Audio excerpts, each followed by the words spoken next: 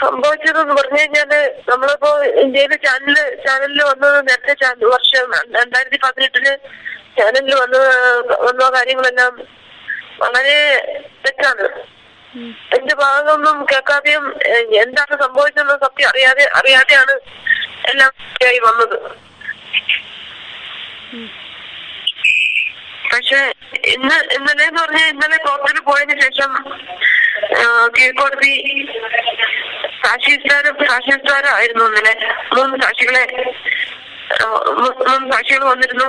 അത് കഴിഞ്ഞ് സാക്ഷിസ്ഥാനം കഴിഞ്ഞ ഉടനെ വിധി പറയലാണെന്ന് അറിയത്തില്ലായിരുന്നു. ഇന്നലെ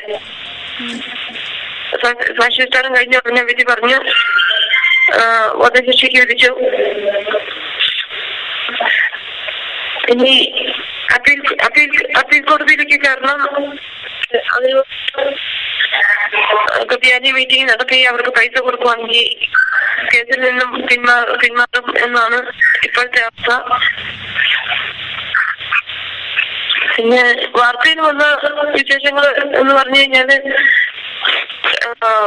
വെട്ടിനിർത്തി യമനി ഭർത്താവിനെ വെട്ടിനിർത്തി എന്നൊക്കെയുള്ള വാർത്തയല്ലേ വന്നത്. അതൊക്കെ വളരെ തെറ്റാണ്. അവൻ വ്യാജ സർട്ടിഫിക്കറ്റ് ഉണ്ടാക്കിയിട്ട് ഞാൻ എന്റെ ഭാര്യയാണെന്ന് അവൻ തെളിയിച്ചു തന്നത്. വ്യാജ സർട്ടിഫിക്കറ്റ് ഉണ്ടാക്കിയായിരുന്നു. മാത്രമല്ല അവനെന്റെ സ്പോൺസറാണ്. അവൻ എന്റെ മറ്റേ ലൈസൻസ് ക്ലിനിക്കിന്റെ ലൈസൻസ് എടുത്തു തന്നത് അവന്റെ പേരിലല്ല ലൈസൻസ് എടുത്തത്. അവനല്ല ലൈസൻസ് എടുത്തു തന്നത്. പിന്നെ പാസ്പോർട്ട് പിടിച്ചു വെക്കുക, പൈസകൾ മോഷ്ടിക്കുക, ഒരുപാട് ഭീഷണി, ശാരീരികമായിട്ടും മാനസികമായിട്ടും ഒരുപാട് ഭീഷണിപ്പെടുത്തി അവസാനം യാതൊരു വഴിയില്ലാതെ എല്ലാ വഴികളും നോക്കി കോർട്ടിൽ കയറി ഇറങ്ങി അതിൽ നിന്നും രക്ഷ നേടാനായിട്ട് ഒരു രക്ഷയില്ല. അതുകൊണ്ട് ജയിൽവാസനായ ഒരാളെ ഒരുപാട് പ്രാവശ്യം ജയിലിൽ കിടന്നിട്ടുണ്ട്. ഞാൻ കേസ് കൊടുത്തതിന്റെ ഭാഗമായിട്ട് ആ സമയത്തൊക്കെ അവിടെ അവന്റെ ജയിലിലെ ഒരു ജയിൽവാസനാണ് എന്നോട് പറഞ്ഞത്. ഞാൻ അയാളോട് സപ്പോർട്ട് ചോദിച്ചപ്പോ എന്തോ ചെയ്യാ, അവനിൽ നിന്നും രക്ഷ തരാനായിട്ട് എന്ത് ചെയ്യണം എന്ന് അയാളോട് പറഞ്ഞപ്പോഴത്തേനും അയാളാണ് എനിക്ക് ഈ മാർഗം പറഞ്ഞു തന്നത്. ഇഞ്ചക്ഷൻ കൊടുക്കുക, അവനെ മയക്കി കിടക്കുക, അതിനുശേഷം അവനെ കൊണ്ട് ദൂര സ്ഥലത്ത് കൊണ്ടുപോയി ബോധം തെളിയുമ്പോഴത്തേനും അവനെ കൊണ്ട് ഫലമായിട്ട് ഡൈവേഴ്സ് ഒപ്പിടിക്കുക, അല്ലെങ്കിൽ എനിക്ക് രക്ഷ തരുന്ന ഏത് രീതിയിലും എന്തെങ്കിലും കൈകാര്യം ചെയ്യാം എന്നുള്ള ആ ഒരു മാർഗം പറഞ്ഞു തന്നത്. അപ്പൊ ഞാന് യാതൊരു രക്ഷയില്ല, ആരും എനിക്ക് സപ്പോർട്ട് ചെയ്യുന്നില്ല, അവനിൽ നിന്ന് രക്ഷ നേടാൻ പറ്റാത്തത് കൊണ്ട് ഞാനതിനെ സമ്മതിച്ചു. അങ്ങനെ ഒരു ചാൻസ് കിട്ടിയപ്പം ഇഞ്ചക്ഷൻ കൊടുത്തു. ആദ്യം ലജ്ജണം കൊടുത്തു, മയക്കി. അവന് മയക്കല്ല, അവൻ എപ്പോഴും മയക്കുമരുന്നും ഈ കഞ്ചാവും അങ്ങനെയുള്ള സാധനങ്ങളൊക്കെ എപ്പോഴും യൂസ് ചെയ്യുന്നതുകൊണ്ട് ലൈഫ് അവന് ഏറ്റില്ല, അവനെ മയക്കിയില്ല. അതിനുശേഷം പിന്നെ കിറ്റാമിൻ എന്ന് പറഞ്ഞ അതിലും കുറച്ച് വീര്യം കൂടിയ മയക്കുമരുന്ന് അവന് കൊടുത്തു. അവൻ മയങ്ങിപ്പോയി. ഞാനും പഠിച്ചു പോയി. അത് ശ്വാസം നിലച്ചു എന്ന് തോന്നിയപ്പോഴത്തേനും ഞാനും പഠിച്ചുപോയി.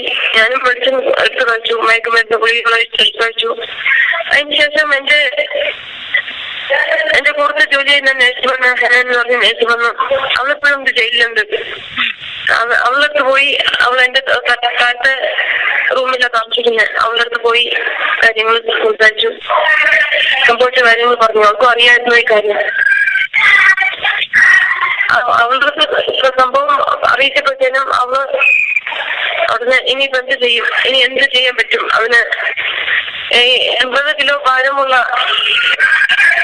ശരീരത്തെ എവിടെ കൊണ്ടുപോയി സൂക്ഷിക്കും, എവിടെ കൊണ്ടുപോയി ഒളിപ്പിക്കും എന്ന് അവള് ചിന്തിച്ചിട്ട് അവളാണ് ബാക്കി കാര്യങ്ങളൊക്കെ ചെയ്തത്. മയക്കുപൊടി കഴിച്ചതിന് ശേഷം എനിക്ക് ബോധമൊന്നുമില്ലായിരുന്നു. അതിനുശേഷം പിന്നെ അവളെ പീസാക്കി ബാഗുകളിലാക്കി ദൂര സ്ഥലത്ത് കൊണ്ടുപോയി ഒളിപ്പിക്കാൻ ഉള്ള സംവിധാനങ്ങള് ഇതെല്ലാം ചെയ്തത് അവളാണ്. അവൾ എന്റെ പുറത്ത് ജയിലിലായിരുന്നു, 3 വർഷമായിട്ട് എന്റെ ഒപ്പം ജയിലിലായിരുന്നു. ഇന്നലെ വിധി പറഞ്ഞപ്പോഴത്തേനും അവൾക്ക് 3 വർഷത്തെ ശിക്ഷയാണ് കൊടുത്തിരിക്കുന്നത്. എനിക്ക് ശിക്ഷ നിമിഷ ഇപ്പം ഇക്കാര്യങ്ങളൊന്നും ഇതൊന്നും ചെയ്തതെന്നാ പറഞ്ഞല്ലേ കോടതിയില്? വിസ്താരത്തിന്റെ ഇടയിൽ ഈ ഉണ്ടായ എല്ലാ കാര്യങ്ങളും പറഞ്ഞിട്ടുണ്ടായിരുന്നു, എല്ലാ കാര്യങ്ങളും സംഭവിച്ചു പറഞ്ഞതായിരുന്നു. എങ്ങനെ അയാളുടെ ട്രാപ്പിൽ പെടുന്നത്? അയാളുടെ ട്രാപ്പിൽ പെടുന്നതെന്ന് പറഞ്ഞ് 2014 ഡിസംബർ മാസത്തില് ആണ് ആളെ അറിയുന്നത്. അവന്റെ ചേട്ടന്റെ തുണിക്കടയില് ജോലി ചെയ്യുമായിരുന്നു. ആ സമയത്ത് ഞങ്ങൾ തുണിയൊക്കെ മേടിക്കുന്നത് അവിടെ നിന്നായിരുന്നു. അങ്ങനെ അയാളെ പരിചയപ്പെടുന്നത് ക്ലിനിക്കിന്റെ ആവശ്യത്തിന് വേണ്ടി, ക്ലിനിക്ക് തുടങ്ങാനുള്ള ആവശ്യത്തിന് വേണ്ടി ഒരാളെ ഇവിടെ കണ്ടെത്തണം, യമനിൽ കണ്ടെത്തണം. ഇവിടുത്തെ കാര്യങ്ങളൊന്നും അറിയില്ല, ഇവിടുത്തെ രീതികള് എന്തൊക്കെ വേണം എന്നുള്ളത് അറിയില്ല. അതുകൊണ്ട് ഞാനും ഹസ്ബൻഡും തമ്മിൽ തീരുമാനിച്ചിട്ട് ക്ലിനിക്ക് തുടങ്ങാൻ തീരുമാനിച്ചപ്പോഴത്തേനും അയാളുടെ കാര്യങ്ങളൊക്കെ പറഞ്ഞപ്പോൾ എനിക്ക് തോന്നി അയാളൊരു വിശ്വസ്തനാണ് എന്ന് തോന്നി. അതുകൊണ്ട് ആണ് അയാളുടെ അടുത്ത് ക്ലിനിക് കാര്യങ്ങളൊക്കെ പറഞ്ഞു. അപ്പൊ അയാൾ പറഞ്ഞു സപ്പോർട്ട് അറിയാം, എല്ലാ കാര്യങ്ങളും എനിക്കറിയാം, ഇവിടുത്തെ നിയമങ്ങളൊക്കെ എനിക്കറിയാം, അതുകൊണ്ട് നല്ല സപ്പോർട്ട് ചെയ്യാം എന്നൊക്കെ പറഞ്ഞത്. അതിനുശേഷമാണ് പിന്നെ അയാള് ഇന്ത്യയിലേക്ക് വിസിറ്റിംഗ് എന്റെ ഒപ്പം ഇന്ത്യയിലോട്ട് വരണമെന്ന് ആവശ്യപ്പെട്ടത്. അതിനുശേഷം ഞാൻ ഇന്ത്യയിലേക്ക് ഞാനും അവനുമായിട്ട് ഹസ്ബൻഡുമായിട്ട് തീരുമാനിച്ചിട്ട് ഇങ്ങനെ ഇയാൾക്ക് ഇന്ത്യയിലേക്ക് വരണം എന്ത് പറയുന്നു, ഹസ്ബൻഡിന്റെ ചോദിച്ചപ്പോഴത്തേനും ഹസ്ബൻഡ് പറഞ്ഞു ആ കുഴപ്പമില്ല കൊണ്ടുപോവാ എന്ന് പറഞ്ഞു. അപ്പോഴത്തേനും നാട്ടിലോട്ട് ഞാനും അയാളും എന്റെ കൂടുതൽ ജോലി ചെയ്യുന്ന നഴ്സിപ്പുണ്ട് മലയാളി പെണ്ണ്, ഞങ്ങൾ 3 പേരും കൂടി നാട്ടിലോട്ട് പോയി 1 മാസത്തേക്ക് നാട്ടിലുണ്ടായിരുന്നു. ഞാനും ഹസ്ബൻഡും കൊച്ചും ഒരുമിച്ച് അവരെ ടൂറിസ്റ്റ് സ്ഥലങ്ങൾ കാണിക്കുക, വീട്ടില് മുന്നോട്ട് സംരക്ഷിക്കുക, അങ്ങനെയുള്ള 1 മാസത്തേക്ക് നാട്ടിലുണ്ടായിരുന്നു. അതിനുശേഷം ക്ലിനിക്ക് തുടങ്ങാനുള്ള പൈസയായിട്ട് ഹസ്ബൻഡ് പൈസ എല്ലാം റെഡിയാക്കി നാട്ടിൽ നിന്ന് ഞങ്ങൾ തിരിച്ചു പോന്നപ്പോഴും ഞങ്ങൾ 3 പേരും കൂടി തിരിച്ചു പോന്നപ്പോഴത്തേനും ഇവിടെ എത്തി ക്ലിനിക്ക് തുടങ്ങാനുള്ള കാര്യങ്ങൾ സാധനങ്ങൾ മേടിക്കുക, ഇൻസ്ട്രുമെന്റ്സ് എല്ലാം മേടിച്ചു, എല്ലാം റെഡിയാക്കി. ക്ലിനിക്ക് തുടങ്ങി ആദ്യത്തെ മാസം നല്ല വരുമാനമായിരുന്നു, ക്ലിനിക്കിൽ നല്ല വരുമാനം ഉണ്ടായിരുന്നു. അതിനുശേഷം ആ വരുമാനമൊക്കെ അവന് കണ്ടപ്പോഴത്തേനും അവന്റെ ക്ലിനിക്കിൽ നിന്ന് ഒരു പാർട്ട്ണർഷിപ്പ്, ഒരു ഷെയർ അവന് എന്നോട് ആവശ്യപ്പെട്ടു. അത് ഞാൻ പറഞ്ഞു പൈസ ഒന്നും മുടക്കിയില്ലല്ലോ, എനിക്ക് ഷെയർ ഹസ്ബൻഡ് ഞാനും തീരുമാനിച്ചത് ഇവിടെ ക്ലിനിക്ക് തുടങ്ങിയ ഉടനെ ജോലിയെല്ലാം റെഡി ആയതിനു ശേഷം എല്ലാം കാര്യങ്ങൾ റെഡിയാക്കിയ ശേഷം ഹസ്ബൻഡിനെ കൊച്ചിനെ നാട്ടിൽ നിന്ന് യമനിലോട്ട് കൊണ്ടുവരാനായിരുന്നു തീരുമാനം. അവിടുത്തെ അവന് ആദ്യത്തെ മാസത്തെ വരുമാനം കാര്യങ്ങൾ കണ്ടപ്പോഴത്തേനും ഷെയർ വേണമെന്ന് പറഞ്ഞു.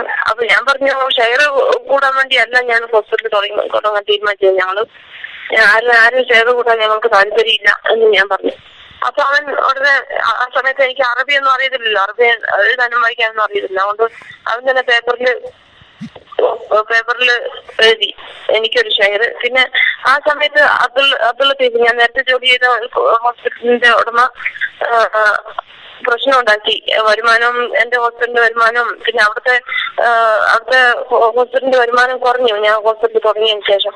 അപ്പം അയാള് പ്രശ്നം ഉണ്ടാക്കിയതിന് ശേഷം അയാൾക്ക് ഒരു ഷെയർ വേണം, 33% ഷെയർ വേണമെന്ന് പറഞ്ഞു. അപ്പൊ അയാൾക്ക് കൊടുക്കാനുള്ള ഷെയർ അത് കൊടുത്തേ പറ്റൂ, അല്ലെങ്കിൽ ഹോസ്പിറ്റലിൽ തുടങ്ങാൻ അനുവദിക്കില്ല എന്ന് പറഞ്ഞുകൊണ്ട് അത് അയാൾക്കൊരു ഷെയർ കൊടുത്തു. ആ സമയത്ത് നമ്മൾ എഗ്രിമെന്റ് ചെയ്യുന്ന സമയത്ത് എഗ്രിമെന്റിൽ തൊലാലിന് ഞാൻ അറിയാതെ തന്നെ തൊലാല് 33% അവന് ഷെയറായിട്ട് അവൻ എഴുതി. അത് എന്നെ കൊണ്ട് സൈൻ ചെയ്യിപ്പിച്ചു ഞാൻ അറിയാതെ തന്നെ. അതിനുശേഷം ക്ലിനിക്ക് തുടങ്ങാൻ ആവശ്യത്തിനുള്ള ഒരു വണ്ടി ഞാൻ വാങ്ങിക്കാനായിട്ട് അവനെ ഏർപ്പാടാക്കി എന്റെ പേരിൽ തന്നെ. അത് അവൻ പോയി അവന്റെ പേരിൽ വാങ്ങിച്ചു. ഇതൊക്കെ ഈ സംഭവങ്ങളൊക്കെ അറിയുന്നത് ഞാൻ 3-4 മാസം കഴിഞ്ഞതിന് ശേഷം സംഭവങ്ങൾ അറിയുന്നത്. അതറിയാൻ കാരണം എന്ന് പറഞ്ഞു കഴിഞ്ഞാൽ 3-4 മാസം കഴിഞ്ഞപ്പോഴത്തേനും അവൻ ക്ലിനിക്കിൽ ജോലി ചെയ്യുന്ന ജോലിക്കാരോട് ഞാൻ അവന്റെ ഭാര്യയാണ് എന്നുള്ള പുരാതന അവൻ പറഞ്ഞു. അത് ക്ലിനിക്ക് ജോലിക്കാര് പറഞ്ഞാണ് ഞാൻ അറിയുന്നത്. നിമിഷ അവന്റെ ഭാര്യയല്ലേ, തലാലിന്റെ ഭാര്യയല്ലേ, പിന്നെ തലാലിന് പൈസ കൊടുക്കാതെ അവൻ 33% ക്ലിനിക്കിൽ നിന്നും എല്ലാ മാസവും കൈപ്പറ്റുമായിരുന്നു. അത് ഞാൻ പറഞ്ഞു അവനെന്തിനാ അവൻ കൊടുക്കുന്നേ, അവനെന്തിനാ പൈസ കൊടുക്കുന്നേ എന്ന് പറഞ്ഞപ്പോ നീ അവന്റെ ഭാര്യയല്ലേ, പിന്നെന്തിനാ പിന്നെ നീ പ്രശ്നം ഉണ്ടാക്കുന്നില്ല, അത് നിന്റെയും പെർസെന്റേജ് സെയിം അല്ലേ, 2 പേരുടെയും എടുക്കാലോ, അത് പിന്നെന്തിനാ പ്രശ്നം ഉണ്ടാക്കുന്നതെന്ന് പറഞ്ഞു. ഞാൻ പറഞ്ഞു അതെങ്ങനെയാ ഭാര്യയാവുന്നത്, എങ്ങനെയാ, എനിക്ക് ഭർത്താവും ഒത്തിരി നാട്ടിലുണ്ട്, ഞാൻ നാട്ടിലെ ഇന്ത്യൻ ഭർത്താവിന്റെ ഭാര്യയാണ് ഞാൻ, ഇവിടെ ഭാര്യയും ഭർത്താവൊന്നും അല്ല. അപ്പൊ നിങ്ങള് നാട്ടിൽ പോയ സമയത്ത്, നിങ്ങൾ ഇന്ത്യയിൽ പോയ സമയത്ത് കല്യാണം കഴിച്ചതാണല്ലോ അവൻ പറഞ്ഞത്, തലാൽ പറഞ്ഞത് എന്ന് പറഞ്ഞു. അപ്പൊ അതെല്ലാം സംഭവങ്ങളെല്ലാം തെറ്റാണ് എന്ന് പറഞ്ഞു. അപ്പൊ ഞാൻ പിന്നെ അതിനുശേഷം ഉടനെ തന്നെ തലാലിനെ കണ്ടപ്പോഴത്തേനും തലാലിനോട് ചോദിച്ചു അതെന്തെങ്ങനെ അവര് പറയുന്നത് എന്ന് പറഞ്ഞപ്പോഴത്തേനും അത് ഞാൻ നിനക്ക് നാട്ടുകാരുടെ നിന്ന് എന്തെങ്കിലും ശത്രുതയോ എന്തെങ്കിലും ഭീഷണികളൊന്നും ഉണ്ടാവാതിരിക്കാൻ വേണ്ടി ഞാൻ അങ്ങനെ പറഞ്ഞതാണ്, അങ്ങനെ തന്നെ പറഞ്ഞാൽ മതി, അങ്ങനെ പറഞ്ഞാൽ മതി. ഞാൻ പറഞ്ഞു അങ്ങനെയൊന്നും പറയില്ല എന്ന് പറഞ്ഞു. അത് കഴിഞ്ഞ് ഞാനും അവനും തമ്മിൽ പ്രശ്നമുണ്ടായി. ഒരുപാട് പ്രാവശ്യം അടിക്കവും ക്ലിനിക്ക് അടച്ചുപൂട്ടവും ഒരുപാട് ഭീഷണികള്, ശാരീരികമായിട്ട് ഒരുപാട് ഭീഷണികൾ അവൻ ചെയ്തു. അതിനുശേഷം ഞാൻ ഉടനെ തന്നെ ഒരു ഷെയ്ഖുണ്ട് ഇവിടെ നമ്മുടെ അടുത്തുള്ള ഷെയ്ഖ്, ഞാൻ താമസിക്കുന്ന അതിനടുത്തുള്ള ഷെയ്ഖിന് അവരുടെ വീട്ടിൽ പോയിട്ട് കാര്യങ്ങൾ അവതരിപ്പിച്ചു. എനിക്ക് അവൻ പറയുന്നത് എനിക്ക് അവനിൽ നിന്ന് എന്തെങ്കിലും രക്ഷ കിട്ടണം എന്ന് പറഞ്ഞ് ഞാൻ അവരുടെ അടുത്ത് പോയി പറഞ്ഞപ്പോൾ അവര് എന്നാ ശരി ഞാൻ എന്താന്ന് വെച്ചാൽ ചെയ്യാം എന്ന് പറഞ്ഞു. അത് കഴിഞ്ഞ് തലാലിനെ വിളിച്ചു. തലാൽ അവരോടും പറഞ്ഞു ഞങ്ങള് ഇന്ത്യയിൽ പോയ സമയത്ത് കല്യാണം കഴിച്ചതാണ്, പിന്നെ ഇന്ത്യയില് എടുത്ത ഈ ടൂറിസ്റ്റ് കേന്ദ്രങ്ങളിലൊക്കെ പോകുമ്പോഴത്തേക്കും നമ്മൾ ഒരുമിച്ച് ഫോട്ടോ എടുക്കില്ല. ആ സമയത്ത് ഫോട്ടോ എടുത്ത് ആ ഫോട്ടോയിലൊക്കെ ആൾക്കാരെ കാണിച്ച് വിശ്വസിപ്പിക്കുക, അവന്റെ വീട്ടുകാരെയും കാണിച്ച് വിശ്വസിപ്പിച്ചു. അതിനുശേഷം പിന്നെ ഇങ്ങനെ ഒരു പ്രശ്നം വന്നതുകൊണ്ട് അവരങ്ങ് വിശ്വസിച്ചു. അവൻ പറയുന്നത് വിശ്വസിച്ചു ഞാൻ പള്ളിയായി അവരുടെ മുന്നിൽ. അതിനുശേഷം അവിടെ ഒന്നും ഒരു രക്ഷയില്ലാന്ന് അറിഞ്ഞപ്പോഴത്തേനും പിന്നെ ഞാൻ സനയില് വന്നിട്ട്